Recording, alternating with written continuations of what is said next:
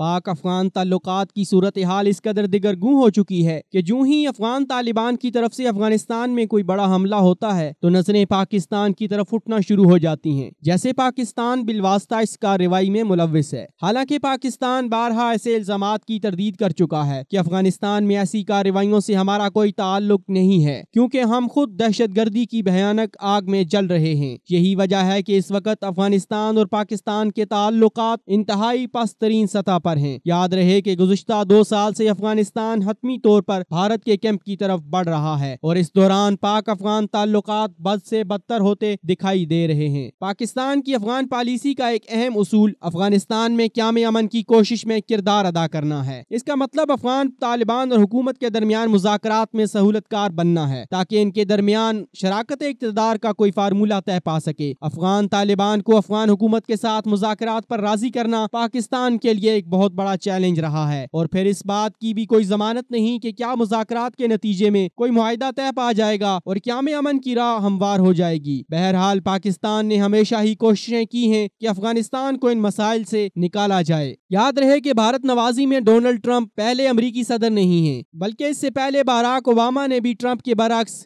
دھیمے دھیمے لہجے میں یہی پالیسی اپنائی ہوئی تھی۔ افغان مسئلے کا فوجی حل تلاش کرنے اور اس میں بھارت کو شامل ہونے کی دعوت دینا پاکستان کے لیے انتہائی خطرناک ثابت ہو رہا ہے۔ یہی وجہ ہے کہ بھارت کا افغانستان میں ایک اہم ہدف وہاں پاکستانی اثر کو توڑنا اور اس بات کو یقینی بنانا ہے کہ افغانستان کی سرزمین بھارت کو عدم استحکام سے دوچار کرنے کے لیے استعمال نہ کی جائے، تو دوسری طرف وہاں بھارت کی بڑھتی ہوئی موجودگی پاکستان کو عدم استحکام سے دوچار کرنے کا باعث بنتی ہے۔ اسی طرح بلوچستان سے گرفتار کیے جانے والے بھارتی جاسوس کلبھوشن یادیو اور جماعت الاحرار کے کمانڈر اور ترجمان احسان اللہ احسان کے اپنے گروہ سے انحراف کے بعد دیے گئے بیانات بھارتی کردار پر روشنی ڈالتے ہیں کہ وہ کس طرح بلوچ علیحدگی پسندوں اور ملک میں دہشت گردی کے ذریعے پاکستان کے لیے مشکلات پیدا کر رہا ہے۔ اگر بھارت کو افغانستان میں وسیع تر کردار مل جاتا ہے تو اس جنگ زدہ علاقے میں پراکسی جنگوں میں شدت اور اس کے نتیجے میں پاکستان اور بھارت کے تعلقات میں مزید تناؤ اور پیچیدگی آ جائے گی۔ در حقیقت ٹرمپ بھارت کو افغانستان میں بڑا کردار ادا کرنے کی دعوت دے کر ایک سے زیادہ مقاصد حاصل کرنے کی کوشش کر رہا ہے۔ وہ اپنے اس علاقائی شراکت دار کو افغانستان میں استحکام لانے کی ذمہ داری سونپنا اور ایسا کرتے ہوئے پاکستان کو دباؤ میں لانا چاہتا ہے تاکہ پاکستان اس کی منشا کے مطابق چلے۔ یاد رہے کہ قلیل المدت اہداف کے حصول کے لیے امریکی پالیسی کا افغانستان کی پیچیدہ صورتحال کو دیکھتے ہوئے کامیاب ہونا انتہائی مشکل دکھائی دیتا ہے۔ طویل المدت پالیسی کے نتیجے میں نہ تو امریکی افغان جنگ جیت سکیں گے اور نہ ہی افغانستان کو استحکام نصیب ہوگا، بلکہ اس کی وجہ سے یہ خطہ مزید عدم استحکام سے دوچار ہوگا، جس میں حریف ایٹمی طاقتیں پاکستان اور بھارت کے درمیان کشیدگی میں مزید اضافہ ہو جائے گا، جو خطے کے لیے انتہائی نقصان دہ ہے۔